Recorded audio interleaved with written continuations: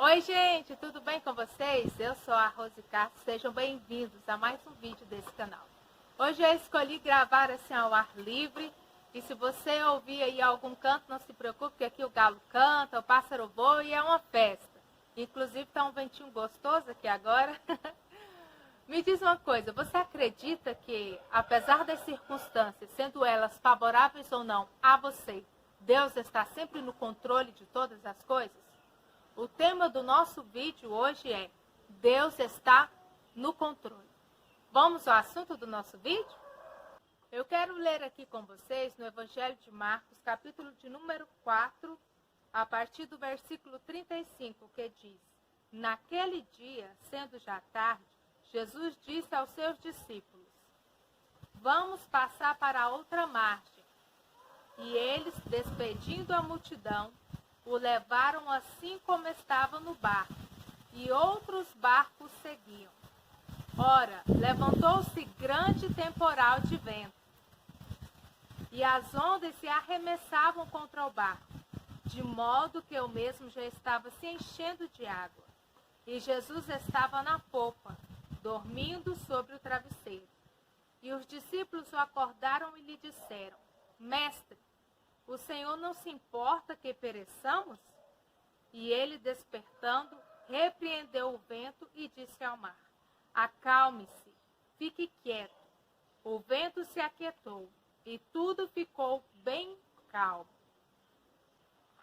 O texto a qual acabamos de fazer menção, no versículo 35, nos diz que Jesus convidou os seus discípulos para atravessarem para outra margem.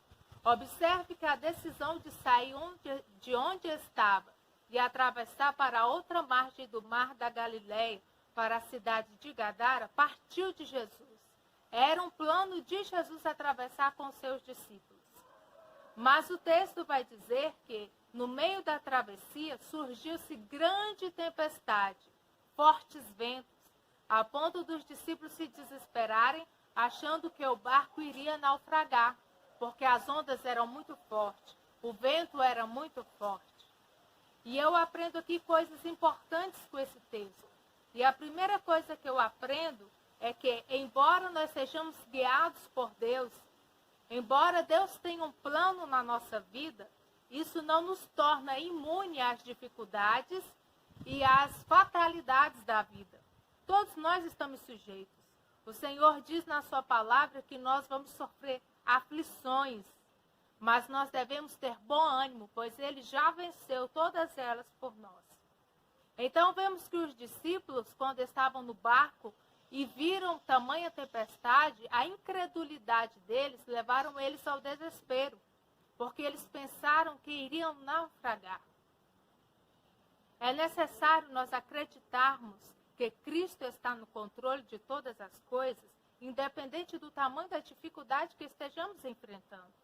Ora, os discípulos focaram no vento, na tempestade, nas altas ondas, e não conseguiram perceber que Jesus estava no barco com eles.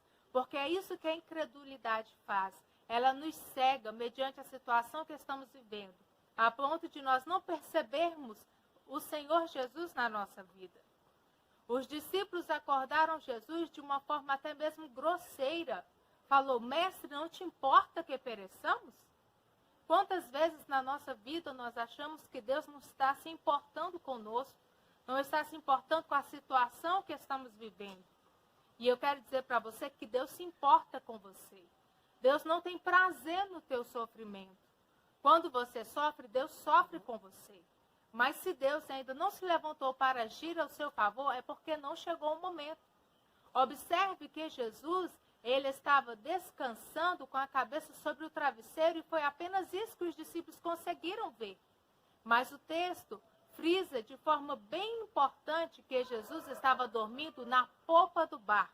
A popa do barco é o lugar onde sai o comando do barco. Todo o comando do barco provém da polpa. Então Jesus estava no local de controle, estava no local de comando daquele barco. Jesus estava querendo mostrar para os seus discípulos que, embora ele não estivesse agindo, mas ele estava no controle. Ele está no controle. E eu quero dizer para você hoje, Talvez o agir de Deus não esteja de forma visível aos seus olhos físicos. Deus está no controle de todas as coisas e você precisa crer nisso.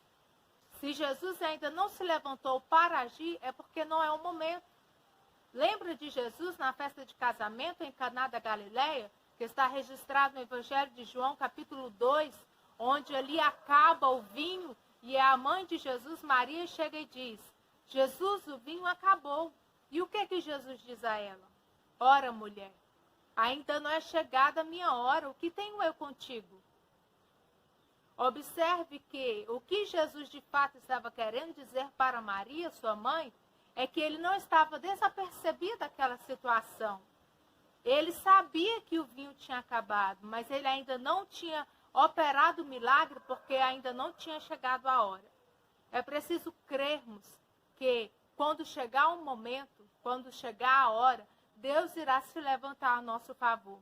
As portas vão se abrir, a tempestade vai passar, a vitória vai surgir, a nossa bênção vai chegar, porque Deus está no controle de todas as coisas. Se Deus permitiu a luta que você está enfrentando hoje, é porque Ele tem um propósito nisso.